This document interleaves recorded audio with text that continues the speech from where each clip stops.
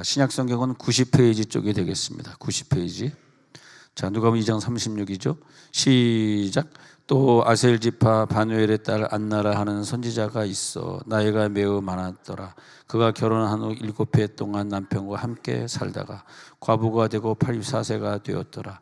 이 사람이 성전을 떠나지 아니하고 주야로 금식하며 기도함으로 섬기더니 마침 이때 나와서 하나님께 감사하고 예루살렘의 속량을 바라는 모든 사람에게 그에 대하여 말하니라.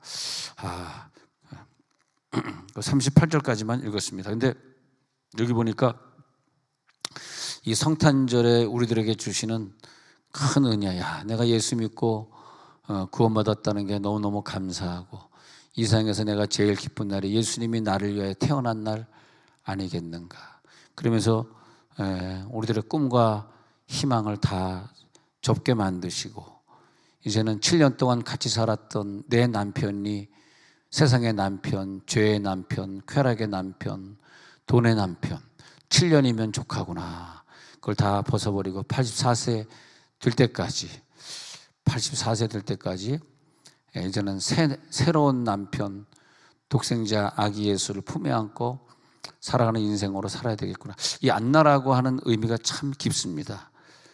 예수님은 누구를 위하여 오셨냐 하니까 태초전에 이미 택정된 사람들, 근데 그들이 구원을 받아야 되는데 택정됐는데 구원을 받아야 되는데 믿지 않는 부모, 죄 많은 부모 밑에서 태어났고 그리고 이 땅에 살면서 죄를 졌어요. 그래서 예수님이 내가 부모에게서 물려받은 원죄와 그리고 이 땅에 살면서 지은 자범죄 이 두 가지를 다 짊어지시려고 예수님이 오셔서 내 죄를 가져가시는데 아기 예수부터 시작해서 성인까지의 모든 죄를 다 가져가시기 위해서 자기가 아기 예수로 오셔야 했던 거죠. 누구 위해서? 선택된 자들만을 위해서.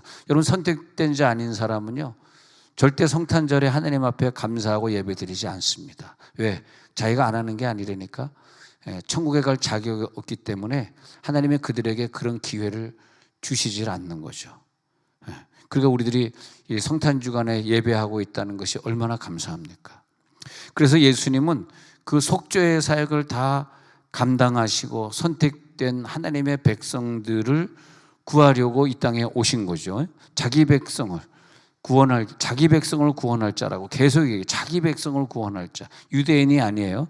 자기 백성을 구원하기 위해서 탄생하신 예수. 그래서 누가 자기 백성이냐? 성탄절에 하나님 앞에 감사하며 하나님께 영광이요 땅에는 평화로다의 성탄 예배를 드리고 있는 자들. 그들을 위해서 예수님이 이 땅에 오셨다. 성육신을 하셨다. 그러니까 이 세상에 행복한 사람도 많은데 베드로도 행복하고 다 행복한데 예수님이 성육신 했을 때 그 아기를 봤던 동방박사, 그 아기를 봤던 목자들, 그 아기를 봤던 시몬 선지자와 안나 선지자. 난 안나 선지자를 이렇게 읽으면 생각해 보면 세상에 이런 복을 받은 사람이 있을까? 84세 될 때까지 남편이 사별하고 84세 될 때까지 오직 그 주님을 기다리고 있는데 그때 주님을 갖다가 80대에 만나가지고 얼마나 감사하니. 그 독생자 아기를 품에 안고 독생자 아기를 보니까 와, 그 얼굴에 빛이 나는 그 예수를 보니까 우리가 다 좋은데 아쉬운 건 예수님을 육체로 보지 못한 게 난 좀 아쉬운 것 같아요. 나도 좀 2000년 전에 태어나가지고 예수님을 육체로 봤으면 내가 그래도 최소한 바울보다는 좀 더 열심히 믿었지 않겠어요? 표정 보니까 아닌 것처럼 이렇게 표정을 해주시네. 그래도 성질이 좀 일단 비슷하잖아. 바울의 성질이나 내 성질이나 좀 비슷한 것 같아요. 한번 불을 지르고 보자 이런 스타일이니까 나는 한번 불은 지르고 보자. 주여. 좋은 건 아닙니다. 좋은 건 아닌데 불을 지르고 보자. 그래서 나는 세상에 불은 못 지르고 성령의 불만 지르잖아요. 아멘 한 자만 복 받아라. 성령의 불만 지르고 다니죠. 예수님이 이 땅에 아기 예수로 오시지 않았더라면 내가 아기 때 지은 죄,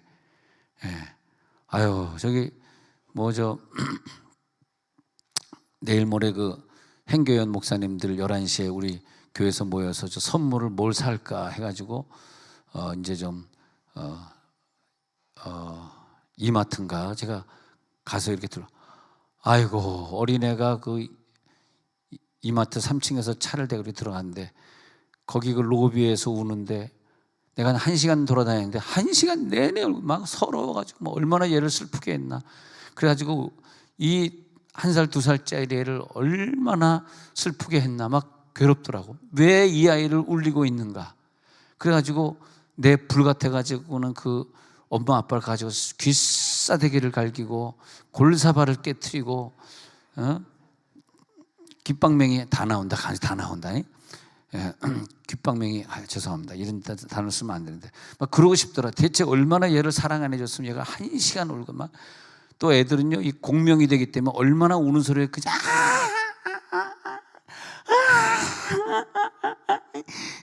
그거 보는데 내가 왜 그 부모 귓방맹이를 때리고 싶냐 하면요 내가 그랬거든. 어릴 때 얼마나 울어. 근데 우리 엄마는 내가 우는 걸 한 번도 못 봤대. 나는 내가 운 걸 내가 아는데. 내가 운 걸 내가 아는데 근데 우리 엄마가 볼 때는 내가 한 번도 운 적이 없다고 생각하는 거라. 아유 우리 권이는 어렸을 때 그저 한 번도 안 울고 배고플 때는 그냥 눈물만 쪼록쪼록 흘리고 있으면 아 얘가 좀 배가 고픈가 보다. 얘가 좀 잠을 자고 내가 참 굉장히 온유했던 것 같아요. 온유했던 것 같아요. 근데 이제 우리들이 그런 많은 어릴 때부터 엄마의 마음을 아프게 하면서 울었던 것들 비롯해 가지고 갓난아기 때부터 뭐 뱃속에서 엄마 막 배를 찼던 것부터 너무나 죄들을 많이 가지고 태어나니까 예수님도 내 모든 죄를 다 가져가시려고 어릴 때의 모습으로 이 땅에 오시고 처녀인 마리아의 몸을 통해서 오시고 나를 대신해서 속죄의 제물이 되어주시고 나를 대신해서 그분이 속죄의 제물이 되시려면 그는 내가 어릴 때 자라났던 것과 똑같은 모습으로 오셔야 내 속죄 제물이 되는 거지. 하늘에서 야 내가 너 구원해 줄게 하나님도 그건 할 수가 없어요. 그건 속죄 제물이 되는 게 아니에요. 나랑 똑같은 제물이 바쳐져야지 내 죄가 속해지는 거거든. 그러니까 나랑 똑같은 모습으로 태어나신 속죄의 제물. 그래서 우리가 아기 예수께 영광을 돌린다 경배를 올린다 그러는 것은 나를 위하여 속죄 제물이 되신 그분을 우리들이 알아보고 우리 이번 주도 새벽 작정기도 여러분 직장 안 다니시고 또 시간도 되신 분들이 물론 오는 거지만은 새벽기도 이렇게 와가지고 계속 내가 이제는 속죄 제물입니다. 나를 바칩니다. 나를 받으소서 하고 내가 가족을 대신해서 속죄 제물, 내가 이 복잡한 이 나라를 대신해서 속죄 제물 드리는 기도 우리가 작정기도 하셨잖아요. 그런 식으로 속죄 제물을 드리면서 예수님이 나를 위해 속죄 제물 드리고 그래서 그 마리아와 요셉이 비둘기 한 쌍으로 번제물을 드리는 게 나를 번제물로 드린다는 게 상징이 비둘기 한 쌍으로 드린 거죠. 비둘기 한 쌍 해봐야 한 2만 원, 3만 원 될 텐데 얼마나 가난했으면 비둘기 한 쌍. 어떤 사람은 자기 속죄 제물을 드릴 때 말이야 소 한 마리 막 솔로몬은 돈이 많으니까 소 1000마리 막 이렇게 드리는데 소 1000마리는커녕 소 1000마리는 한 마리 500만 원 계산해도 50억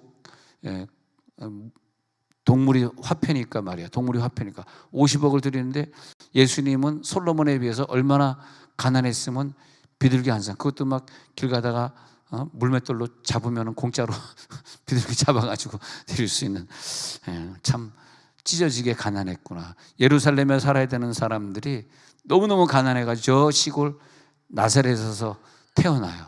얼마나 가난했으면 저 시골. 우리나라 그렇잖아요. 제가 그 섬지방에 가서 부흥회 하던 걸 가끔 얘기하는데 섬지방에 가보니까 거긴 다 이제 산에 이렇게 집을 짓고 사는 사람들이 무허가 거기선 돈을 내고 땅을 사는 게 아니에요. 근데 거기서 사는 이제 이혼당하고 남편 죽은 그 과부들이 이렇게 와서 그 집을 짓고 사는데 얼마나 가난하게 사는지. 야, 우리나라에 이렇게 가난하게 사는 사람들이 있는가. 그런 사람들이 얼마나 그런 것처럼 예수님이 얼마나 가난하게. 자, 그런데 이제 안나를 소개하려고 그러는데 그 하나님을 그렇게 사랑하고 섬기던 이 여인이 이 과부가 어느 때 예수님을 직접 눈으로 목격을 하게 돼. 그것이 80대를 살았던 이 안나의 가장 큰 축복이다. 나도 예수를 육신으로 봤으면 얼마나 큰 축복을 받았겠는가.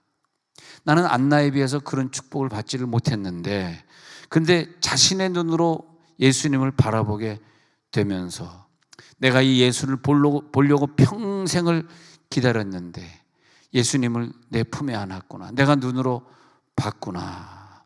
얼마나 감사합니까?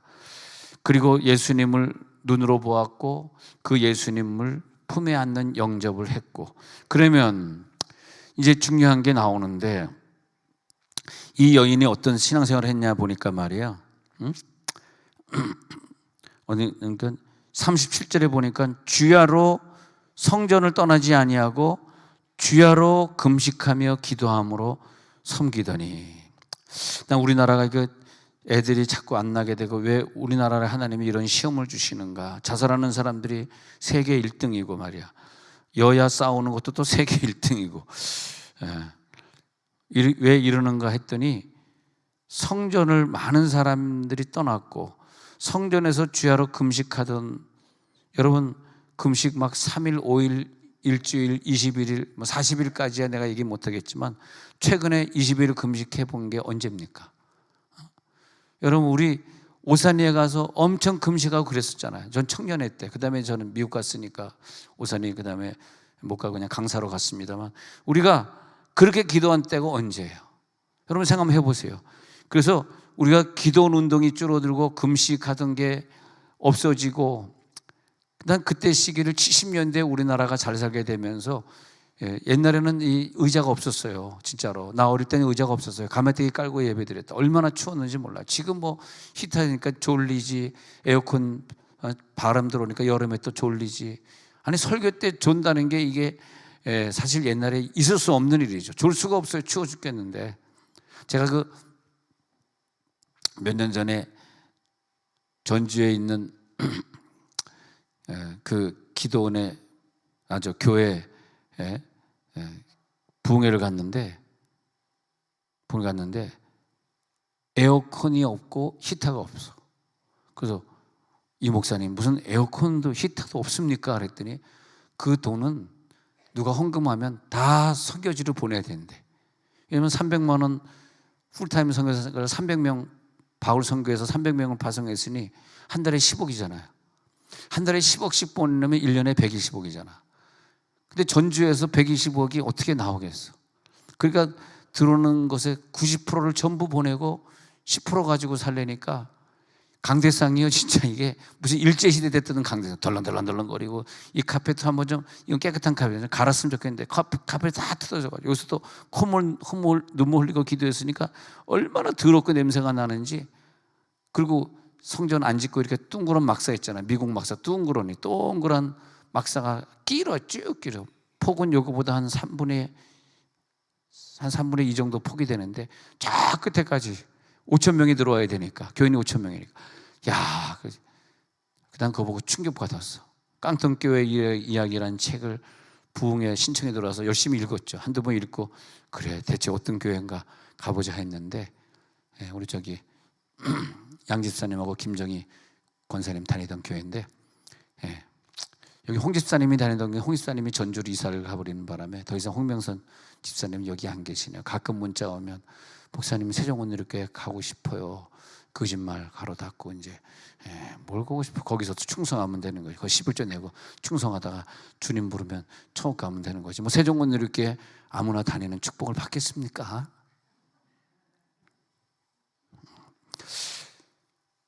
그래서 내 충격을 먹어. 그래, 성교는 이렇게 해야지. 들어오는 돈 다 쓰고 들어오는 돈 다 밥 먹고, 그러면 돈이 하나도 선교제 보낼 게 이론도 없어요. 진짜 다 밥 먹고 다 우리가 쓰고, 그러면 이론도 못 보냅니다. 우리가 어느 정도 보내려고 그러면 우리가 줄여야 돼. 다 줄이고, 또 우리 헌금도 우리가 내는 것보다 조금 더 내고, 그러지 않으면 우리가, 물론 전주 안디옥교회를 근처로 따라갈 수도 없지만, 그렇게까지는 못하지만, 참, 그래서 이 이민사회에도 보면요, 참 미국에 가서 보니까 훌륭한 교회들이 있더라고. 훌륭한 교회들. 그러니까 제가 LA에서 목회하는데 은혜교회를 개척했는데, 제가 소망교회 지휘자 할 때 우리 교회 안수 집사님들이 엄청 뜨거웠지. 내가 막 성역 공부 인도하고 그러는데 그때 내가 엄청 뜨거웠거든. 지금보다 조금 더 뜨거웠거든. 막 성역 공부 인도하고 막 방언 기도 시키고. 근데 이분들이 뜨거워가지고 교회를 나갔는데 어디로 갔냐 하니까 세리토스에서 개척하는 그 김광신 목사님 개척하는 은혜교회 가가지고 거기서 교회를 확 부흥시키는데, 그래서 나중에 그 교회가 LA 교회가 100명 모으기도 어려운데 막 수천 명이 돼가지고 선교를 안디옥 교회보다 더 많이 해. 전주 안디옥 교회보다 선교를 지금은 이제 조금 줄었지만, 왜냐하면 2천억짜리 건물을 짓게 되면서 좀 줄었어요. 2천억. 하여튼 굉장히 큰 건물을 짓게 되면서 좀 선교가 많이 줄어. 근데 이제 그러면서 선교의 운동이 일어나는데, 대한민국의 교포 사회에서 세상에 미국의 교회들이 그렇게 커도 한인 교회들처럼 이렇게 선교를 많이 하는 교회들이 또 없더라고. 얼마나 자부심이 있는지. 근데 이 안나를 보니까 이 안나는요 참 예정된 사람이고 특이한 사람이에요. 특이해. 보니까요. 자, 누가복음 2장 한번 보십시다. 2장 36절부터 봐요. 보니까 아셀 지파, 그 아셀, 왜 또 아셀 지파하고 또 바누엘의 딸이냐? 그럼 여기 보면 아셀 지파를 보면 아쉐르거든요. 근데 아쉐르는 무슨 뜻이냐 하면은 복되다, 똑바로 가다, 그런 뜻이에요. 아쉐르 하면 복되다, 똑바로 가다, 그런 뜻이에요.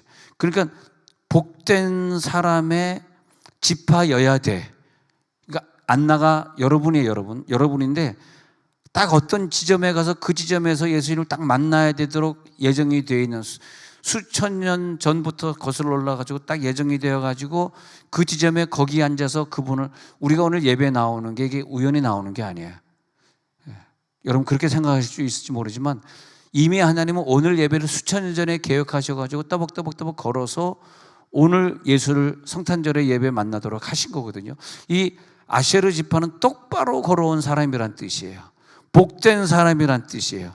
그 지파는 복된 지파다. 하나님이 축복하신 지파다. 자, 창세기 49장 20절 읽고 봅시다. 아쉐르 지파 보니까 여기서 이제 야곱이 아셀 아들에게 축복하는 것 같이 읽어봐요. 시작. 아셀에게서 나는 먹을 것은 기름진 것이라 그가 왕의 수라상을 차리리로다. 벌써 야곱의 시대 때 아셀 지파에서 안나가 나올 걸 알고, 왕이 될 건 아니지만, 후손이 왕이 될 건 아니지만 왕의 기름 붓는 현장에 있을 것이고 그 기름짐의 영향을 받을 것이다. 아셀 지파는 먹을 것은 기름진 걸 먹게 된다. 왕의 기름을 먹게 된다. 왕이 되는 건 아니지만 왕의 수라상을 차리는 사람이 된다. 이게 굉장히 영적인 얘기로 이게 중요한 겁니다. 안나는 이 아쉐르 지파에서 태어나게 되는데 결국 예수님이 이 땅에 왕이 나셨다 왕으로 태어날 때 그 상을 차리는 자가 안나가 돼요. 난 이런 거 보면요 막 닭살이 되고 좀 무시무시해요. 하나님이 얼마나 정확하신 분인지. 내가 어느 지점에 걸어가서 서 있고 어디 가서 앉아 있고 하는 것이 다 계획되어 가지고 내가 그 일을 하고 있더라고요. 아니 예를 들어서 요나가 나를 바다에 던지우라 해가지고 너무나 풍파가 일어나가지고 이 배가 그냥 빠질 것 같으니까, 다 죽을 것 같으니까 나를 바다에 던지라 딱 다이빙 했는데 왜 하필 그 시간에, 고래도 아니고 고래보다 그냥 몇 배 더 큰 물고기, 고래보다 큰 물고기, 그래야지 뱃속에 들어가서 위에 들어가가지고 활동하다가 3일 만에 나올 수 있잖아요. 고래 뱃속은 조그매가지고 씹어가지고 소화시켜버리면 벌써 죽었죠. 근데 하필 그 고래보다 더 큰, 전 세계에서 한 놈 있을까 말까 한 그 큰 물고기가 하필 개가 다이빙하는 그 시간에 거기서 입 벌리고 앉아있냐. 생각해 봤어요? 그러니까 하나님의 역사라고 하는 건 우리는 우연이지만 하나님은 그렇지 않아요. 정확한 그 시간에, 아니 어떻게 하필 그 시간에 아브라함이 야곱을 죽이려고 모리아산에 올라간 하필 그 시간에 어린 양이 수풀에 걸려 있어. 며칠 동안 걸려 있으면 걔 벌써 굶어 죽었을 텐데 조금 전에 걸렸기 때문에 걔가 거기서 안 굶어 죽고 막 발버둥 치고 있는 건강한 그 양을 잡아다가 하나님 앞에 번제로 드리지 않습니까? 이삭 대신에 번제로 드리잖아요. 그 모든 게요 정확합니다. 난 그럴 때 하나님이 막 무시무시한 거야. 아이고 무시라. 아이고 무시라. 난 무시를 할 때마다 아이고 무시라. 아이고 무시라. 뿌이 뿌이 뿌이. 여러 하도 반응이 없으니까 내가 미치겠다 진짜. 별짓을 다 한다 내가. 아쉐르 지파가 받은 복은 안나가 태어난 복이에요. 우리 선우씨 가문의 복은 누굴까요? 여러분 김씨 가문의 복은 누굴까요? 황씨 가문의 복은 누굴까요? 이씨 가문의 복은 누굴까요? 야, 안나가 태어남으로써 야곱의 예언이 성취가 되는 거예요. 와, 난 이런 거 생각하면 성경 읽다 보면요 무시무시해. 야, 하나님 너무너무 정확하시구나. 왕의 수라상을 차리는 축복. 비록 왕은 안 됐지만 왕은 유다의 지파에서 나왔잖아. 그잖아요. 근데 아셀 지파에서는 왕은 안 나왔어. 근데 왕의 수라상을 차리로다. 야, 차리로다. 야곱의 예언대로. 얼마나 감사합니까? 예? 똑바로 하나님만을 바라보고 감사하며 살았던 아셀 지파. 만왕의 왕 내 주께서 만왕의 왕이 태어나는데, 근데 안나는 누구냐? 아셀 지파로서 성전에서 기도하고 금식하고 봉사하다가 직접 자기의 두 눈으로 예수를 발견한 여인이에요. 그러면 하늘 앞에 감사한 여인이에요. 네. 자, 신명기 33장 24절 같이 읽겠습니다. 신명기 33장 24절 시작. 아셀에 대하여는 일러스되 아셀은 아들들 중에 더 복을 받으며 그의 형제에게 기쁨이 되며 그의 발이 기쁘림에 참길지로다. 희한하네. 아니 모세도 예언하는데 아셀 지파가 왕이 되고 그런 예언은 안 했어. 근데 아셀은 많은 아들 중에서 더 큰 복을 받은 자야. 그냥 뭐냐 하니까 나중에 안나 시대 가서 그때는요 이해를 못했어. 모세가 그런 아니 뭐 요셉이 복을 받았든지 뭐 레위라든지 제사장 지파 레위라든지 예수님이 후손으로 태어난 유다 지파라면 이해가 되는데 아셀이 뭐가 큰 복을 받은 자야. 그 형제 중에서 뭐가 기쁨이 돼. 근데 안나가 태어나가지고 예수를 품에 안을 때 이게 깨닫게 된 거예요. 아, 이래서 모세가 모세도 12지파 예언 축복하고 신명기 33장 그리고 야곱도 창세기 49장에서 12지파 예언하는 걸 우리가 이게 오버랩해서 봐야 돼요. 겹쳐서 보셔야 된단 말이야. 근데 신명기 33장 24절 모세의 예언을 보니까 아들들 중에서 더 큰 복을 받은 자야. 이게 안나 때문에 그랬더라고요. 그리고 그의 형제에게 기쁨이 돼. 야, 메시아를 만나니 축복이 얼마나 큰 축복입니까? 기름짐이었잖아 아까. 그저 기억나시죠? 아까 창세기 49장 20절에서 먹을 것은 기름진 것이라 그랬잖아요. 그러면 이것과 신명기 33장 24절을 오버랩해서 짝구절로 보자고요. 33장 24절에서는 그의 발이 기름에 잠길지로다. 희한하죠? 기름이 겹쳐요. 왕의 기름이 겹친다고. 왕이 통치하는데 그가 발을 잠기고 그 왕의 통치의 축복을 누리는 사랑받는 아셀 지파. 예수님이 갓난아기지만은 예수님을 기다리면서 성전을 떠나지 아니하고 그 당시에 전설이 있었는데 예수님은 처녀의 몸에서 태어날 거라는 전설이 있었어요. 구약 성경에 그랬죠. 그랬기 때문에 그 당시에 헤롯 시대 많은 여자들이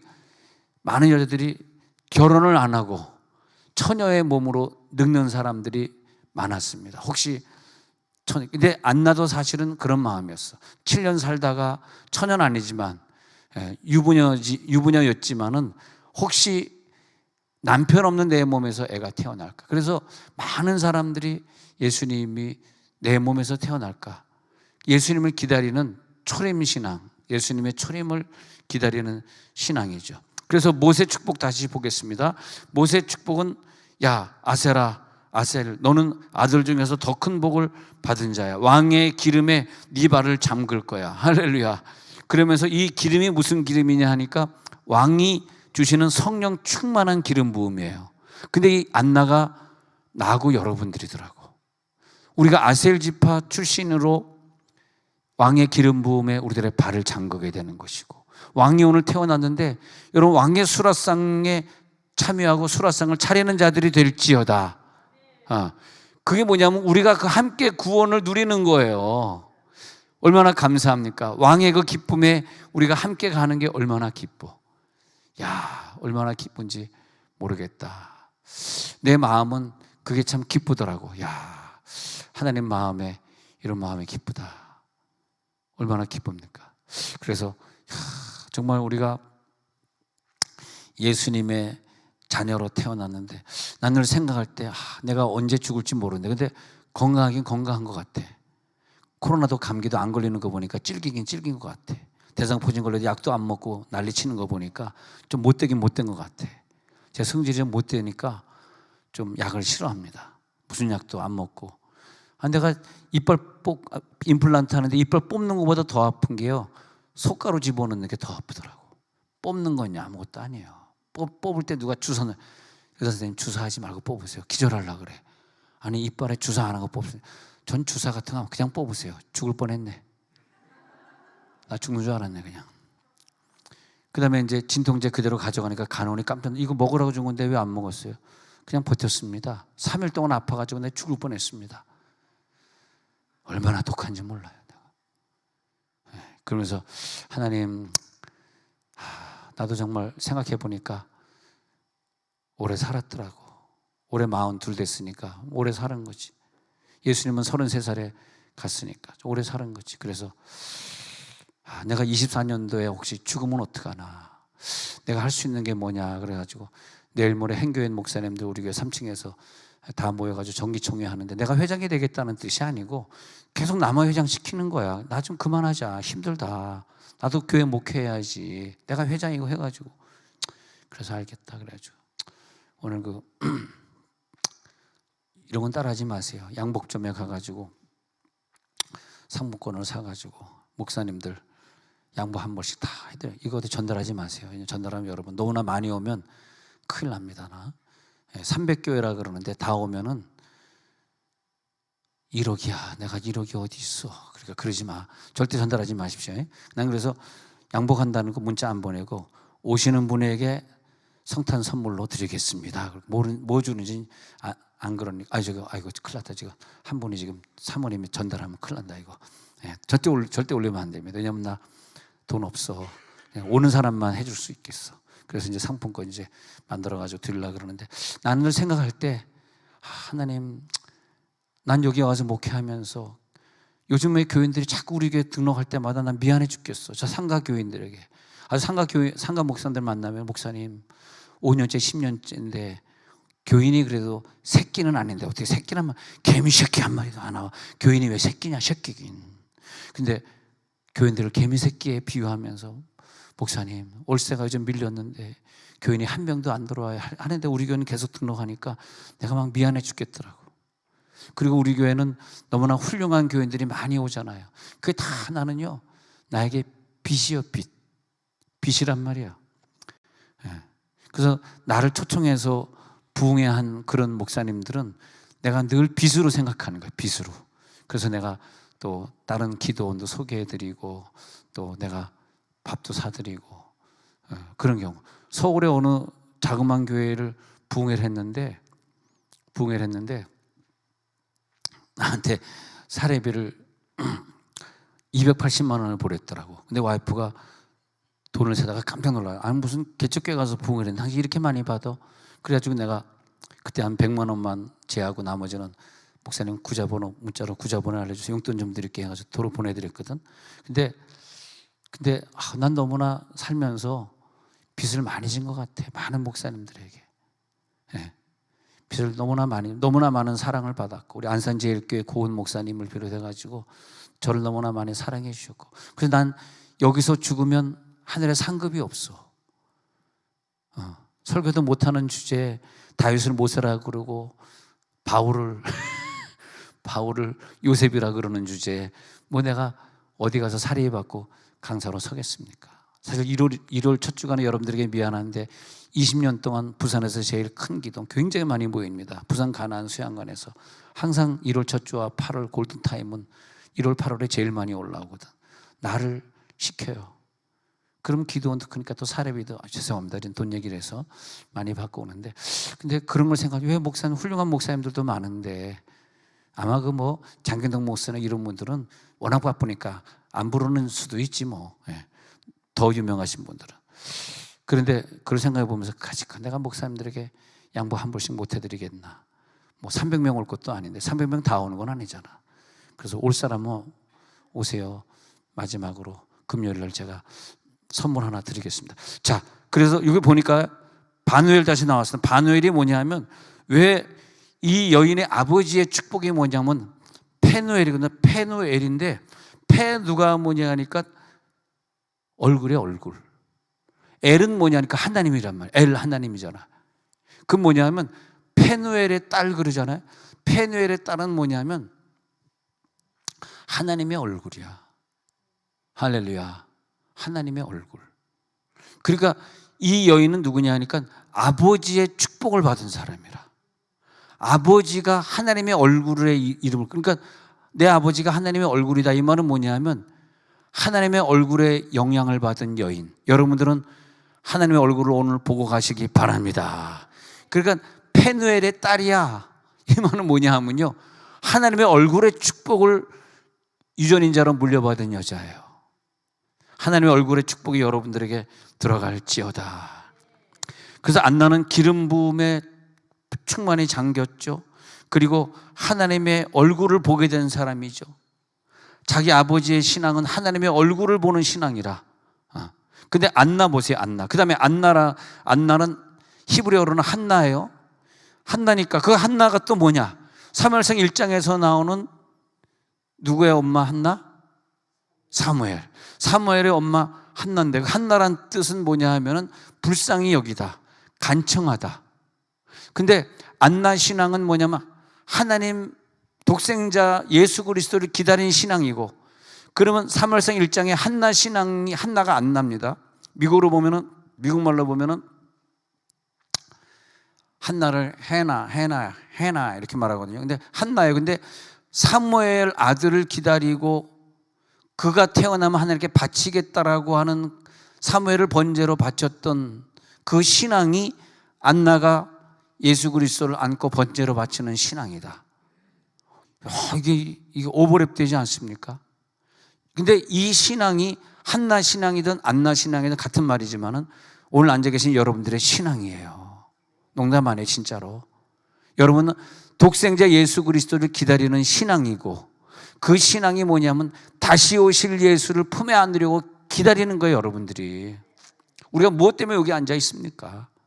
죽지 않고 영원히 살 것 같아요? 부모님은 죽었지만 나는 안 죽을 것 같아요? 내 친구는 죽었지만 나는 안 갈 것 같아요? 나는 주님을 안 만날 것 같아요? 나는 그래서 다 같이 내년에 죽는다고 작정하고 살자. 아멘 좀 해줘라. 내년에 다 죽자. 내년에 다 떠나자. 주여, 계속 한 명만 오늘 아멘 하는데,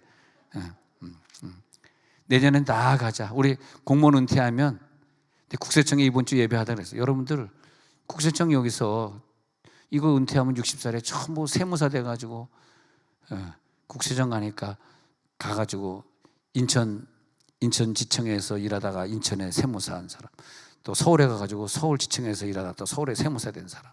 서울에도 보니까 이 지방이 뭐 열 몇 개가 있더라고요. 인천은 하나지만 굉장히, 인천은 물론 몇 개인지 난 모르겠습니다. 세종은 하나잖아요. 세종 지방세무사 하다가 지금 국세청에 있으신 분이 신우회 회장이에요. 이집사님이에요. 이집사님, 그러지 맙시다. 60에 은퇴하면 또 세무서 차리려고 그러지. 목사님 먹고 살아야 돼. 그러지 맙시다. 떠납시다. 떠나. 아프리카 투누카나 참 좋더라. 거기 20시간 들어가가지고 다시 나올 수 없는 곳. 짧으면 계속 들러나거리잖아요. 20시간 걸리니까 나올 수가 없는 곳. 할렐루야. 난 우리 교인들 다 아프리카 보내놓고 나는 그냥 인도네시아나 갈까 그런 생각이야. 왔다 갔다 가능하니까. 아주 귀엽죠, 오늘따라. 오늘따라 귀엽습니다. 자, 다시 그러면 안나가 누구냐? 우리 자신이란 말이에요. 그래서 안나라는 뜻 자체가 불쌍히 여기다, 간청하다. 나는 누구냐? 불쌍히 여김을 받은 자예요. 간청하는 자예요. 하나님께 간구하고 간청하는 신앙입니다. 그래서 안나라는 뜻이 뭐냐? 불쌍히 여기다, 간청하다. 그런 뜻으로 보여지고 있는 거죠. 사무엘의 어머니 한나 참 대단한 여인인데 자기 아들 얻기 위해서 몸부림쳐. 그래서 우리가 새벽재단에 설교하면서 기도가 한나 기도 단계 올라가야 된다. 엘리제장에 볼 때 얘가 술 취했나? 그 정도. 또 응답받는 기도는 벽을 향해서 눈물로 기도하던 히스기야처럼 밤새 벽을 향해서 우니까 하나님이 알았다. 해 10도 머물러 가게 표적을 보여줄게 해가지고 15년의 생명을 연장시켜주는, 해도 움직이는 기도가 돼야 되지 않겠느냐. 여러분 오늘 응답 받으시기 바랍니다. 오늘 목자 훈련 없으니까 오늘은 9시에 일어나지 않으셔도 되니까 더 뜨겁게 좀 기도하시면 좋겠어요. 그래서 안나는 뭐냐면 자신이 여기 선지자라고 나오거든요. 평생 선지자로 헌신했어요. 선지자로. 우리 교회 올해에도 신학교 가겠다는 분들이 많이 계신데 꼭 신학교 나오면, 그랬어요. 우리 모 집사님에게 본인 얘기하지 말라니까 그냥 모 집사라고, 조씨라고 얘기 안 할게요. 뭐라고 얘기할게요. 본인 얘기하지 말라니까. 근데 신학교 이번에 가게 되면은 꼭 졸업해가지고 선교지로 가자. 너무 좋다 이거야. 혼자잖아, 혼자. 이게 왜 혼자냐? 우리가 왜 혼자냐? 이걸 알아야 돼요. 왜 내가 혼자지? 7년은 자기 신랑과 사는 것이고 7년 후에 하나님이 언젠가 우리를 자유롭게 하는 날이 있어. 남편이 있어도 좀 자유롭게 돼. 애들이 다 이제 시집장 가고 나 자유롭다. 남편이 옆에 있지만 왠지 그 나를 꽉, 나의 목을 죄던 남편이 요즘은 나에게 자유를 줘가지고 그래 수예배 갔다 와, 금요예배 갔다 와, 이제는 자유롭구나. 그러면 내 신랑은 이제는 이 신랑이 아니라 예수 신랑이 되니까. 할렐루야. 그러니까 이 안나는요 7년 동안 남편과 살았지만 남편과 사별한 다음에는 재혼하지 아니하고 성전에서 선지자의 삶으로 매일 금식하고 기도하면서 주님을 기다렸더니 그 여인에게 예수님이 나타나더라 이거죠. 할렐루야. 그렇게 예정되어 있다는 거야. 그래서 우리도 말이에요. 우리도 예수님을 믿고 구원을 받은 사람이면 다시 오실 신랑을 기다리면서 평생 내 남편, 여러분들의 남편, 남자나 여자나 할 것 없이 남편은 신랑 예수입니다. 예수. 우린 다 신부예요. 평생 자신이 선지자로 부름받고, 그 다음에 과부가 되어서 84세까지 성전을 떠나지 않았다는 구절이 나옵니다. 과부가 되어서 84세까지, 옛날 성경에 보면은 과부가 된 지 84년이라 이제 잘못 번역이 됐는데 이번 개역개정은 번역이 잘 돼가지고 그 성경에 보니까 과부가 돼서 84세까지, 37절에 보니까요 과부가 돼서 84세가 되었는데, 이게 보니까 84가 뭐냐 하니까 7 곱하기 뭐 하면 84가 되죠? 7 곱하기,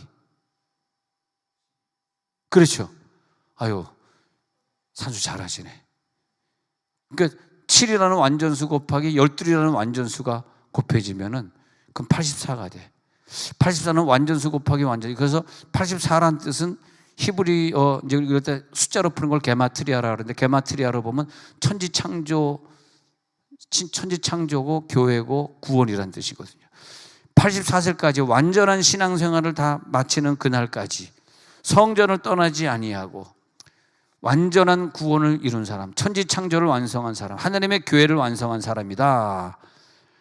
그래서 나는 유명하신 목사님들 쭉 봤더니 조기 목사님도 84세 가시고, 저 인천 산성교회 하시던 이천수 목사님, 한국교회 영성의 바람을 일으켰던 이천수 목사님도 84세 가시고, 저 인천순복음교회 최성길 목사님도 84세 가시고, 쭉 봤더니 84세 가신 분들이 참 많더라고. 그래서 안나가 84세가 되어서 예수님을 만났다. 굉장히 영적인 의미가 있더라고요.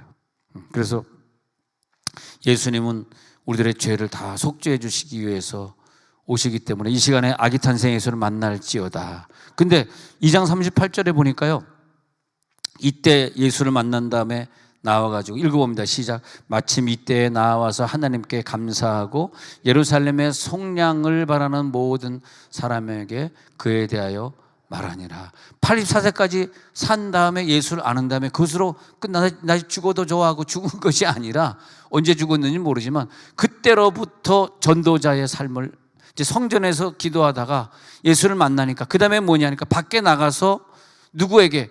예루살렘의 속량을 바라는 모든 사람에게만. 우리가 전도할 때 불신자를 전도하는 게 아니에요. 이미 택정되었는데 못 모르고 교회 안 나가는. 그래서 전도 대상자들 보면 주로 착한 사람들, 선을 베풀던 사람들이 전도가 잘 됩니다. 하나님이 이미 그를 선택해 놨기 때문에. 그러니까 이 할머니는 가가지고 전도하는데 예루살렘의 속량을 기다리는 자들만 희한하게 만나게 돼가지고 예수님을 내가 안게 되었어요. 난 아기 예수를 봤어요. 난 아기 탄생의 축복에 내가 발을 담게 되었어요. 난 기름 부음 받은 자가 되었어요. 내 아버지 이름이 페누엘입니다. 나는 아셀 지파의 딸입니다. 깜짝 놀라는 거죠. 아슈에르 지파의 딸이라고요? 아슈에르의 축복을 누린 자라고요? 페누엘의 딸, 페누엘의 딸, 하나님의 얼굴의 딸이라고요? 와, 그러면서 야, 이게 우연이란 게 하나도 없고 전도자로 되고, 그리고 이 여인은 마지막에 순교자로 인생을 마칩니다. 그것이 우리가 바라는 신앙이구나. 하나님이 우리를 그렇게 원하시는구나. 내가 먼저 속량의 은혜를 받았다면, 속량이라고 하는 히브리어도 보니까 히브리어로 가알이거든요. 이 가알이 뭐냐 하면 기업 물을 자라는 뜻이에요. 가알이 기업, 이런 단어가 굉장히 많이 나와요. 기업 물을 자, 그러니까 보아스를 가리켜서 기업 물을 자. 그 보아스는 누구냐 하니까 어떤 사람이 땅을 전수받아야 되는데 남편이 죽었거나 아들이 죽어서 그 기업을 못 물려받고 과부가 돼서 쫓겨난 거지가 된 사람들에게 그 기업, 그 땅을 찾아주는 역할을 하는 자가 기업의 역할을 찾아주고, 그 가을을 찾아주는 자가 굉장히 중요합니다. 근데 여기서 보면 속량이라는 단어가 가을이거든. 그 속량이 뭐냐면 그 땅을 기업으로 받는 자란 뜻이에요. 그게 뭐냐면 예수님의 그 귀한 기업을 우리가 물려받는 자란 뜻이야. 여러분들은 기업 물을 자들입니다. 예수의 기업을 가져갈지어다. 우리가 이 땅에 사는 동안 좀 육적인 기업이 없다 할지라도 너무 슬퍼하지 마세요. 하늘에 여러분들의 기업이 있기에 오늘 예배자가 되는 것입니다. 여러분, 평생 안나처럼 우리는 교회에 머물면서 금식도 하고 또 제단도 쌓으면서 평생 교회 생활 합니다. 그리고 이제는 주님의 속량의 은혜를 받으셨기 때문에 남은 인생은 예수님의 탄생을 알리는 이 여인처럼 예수님의 탄생을, 예수님의 속량을 기다리는 자들에게 예수님의 속량을 알리는 그런 자로 인생을 사시게 됩니다.